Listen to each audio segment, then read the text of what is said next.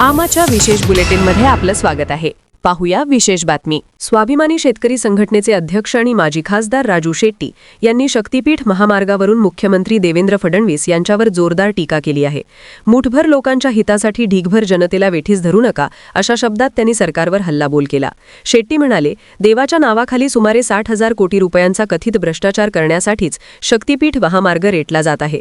जर सरकारला खरोखर मराठवाडा आणि विदर्भाचा विकास करायचा असेल तर आधीच अस्तित्वात असलेल्या रत्नागिरी नागपूर राष्ट्रीय महामार्गाचे 6 किंवा 8 पदरीकरण करावे आणि या मार्गाशी जोडलेल्या 12 जिल्ह्यांतील राज्य महामार्गांची तातडीने सुधारणा करावी। एकूणच या शक्तीपीठ महामार्ग किंवा राज्यामध्ये जे अन्य रस्ते झालेले आहेत त्या रस्त्याच्या संदर्भातली एक श्वेतपत्रिका काढावी, त्याची सखोल चौकशी करावी। खरोखरच एवढा खर्च अपेक्षित आहे का याची माहिती महाराष्ट्राच्या जनतेला मिळाली पाहिजे, कारण हे सगळे रस्ते हे खाजगीकरणातून झालेले आहेत, होणार आहेत आणि तो सारा पैसा महाराष्ट्रातली जनता टोलच्या माध्यमातून परत देणार आहे।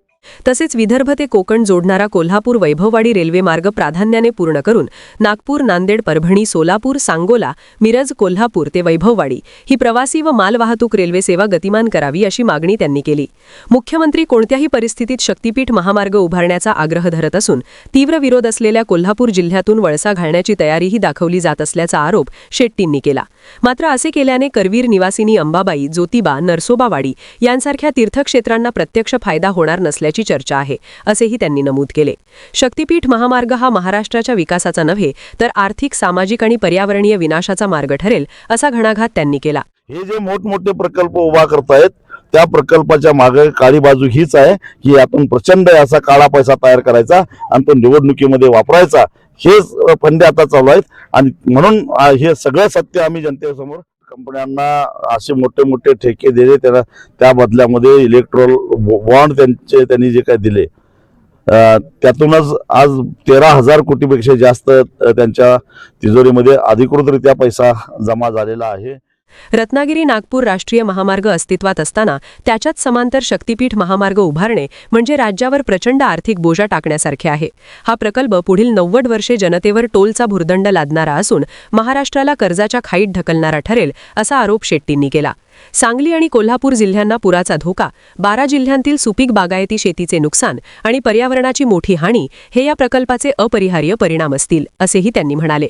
शक्तीपीठ महामार्गाच्या खर्चावरही शेट्टींनी प्रश्नचिन्ह उपस्थित केले।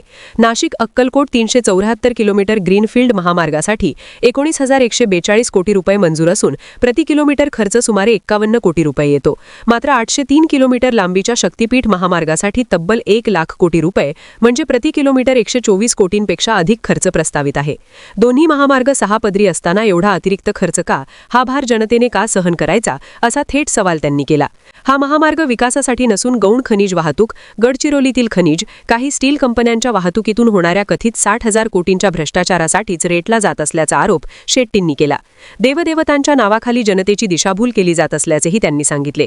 सरकारचा हेतू खरोखर स्वच्छ असेल तर प्रथम समृद्धी महामार्गाची श्वेतपत्रिका जाहीर करून त्याचे आर्थिक आणि सामाजिक परिणाम जनतेसमोर मांडावेत, त्यानंतरच शक्तीपीठ महामार्गावर चर्चा व्हावी अशी मागणीही त्यांनी केली। आमा चॅनलला लाईक करा, बातमीला शेअर करा, सबस्क्राईब फॉलो करायला विसरू नका।